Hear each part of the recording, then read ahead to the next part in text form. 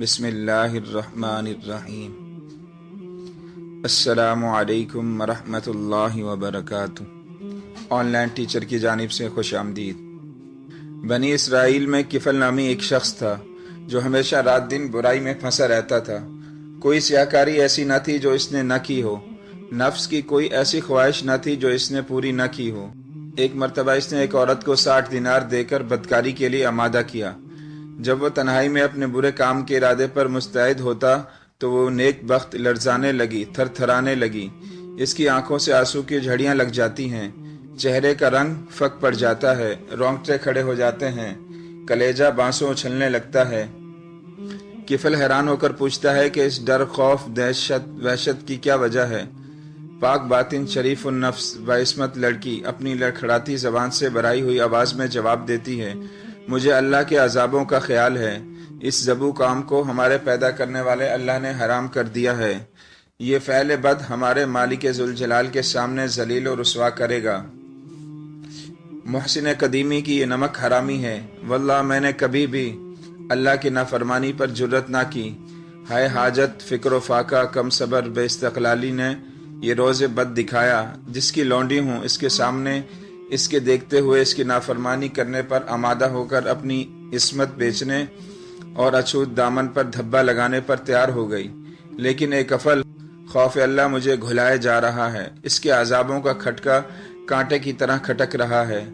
ہائے آج کا 2 گھڑی کا لطف صدیوں خون تھکوائے گا اور عذاب الہی کا لقمہ بنوائے گا۔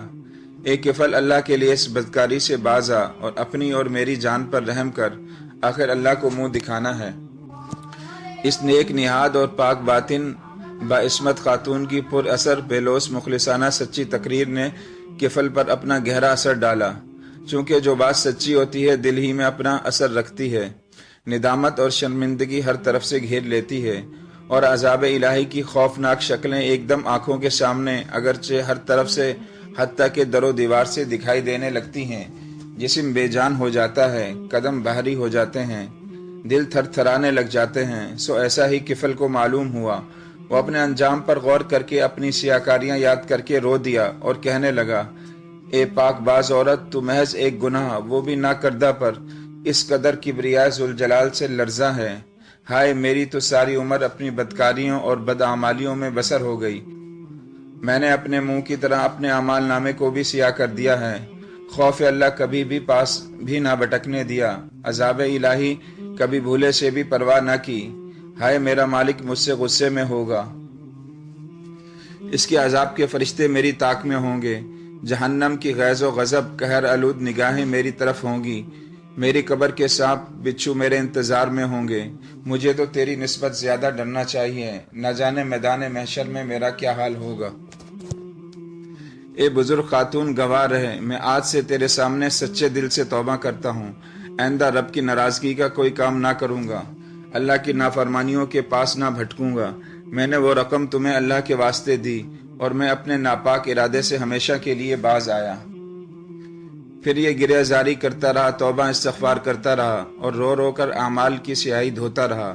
دامن امید پھیلائے دعا درازی کرتا رہا کہ یا رب العالمین میری سرکشی سے درگزر فرما، مجھے اپنے دامن میں چھپا لے، میری گناہوں سے چشم پوشی کر کے مجھے اپنے عذابوں سے آزاد کر۔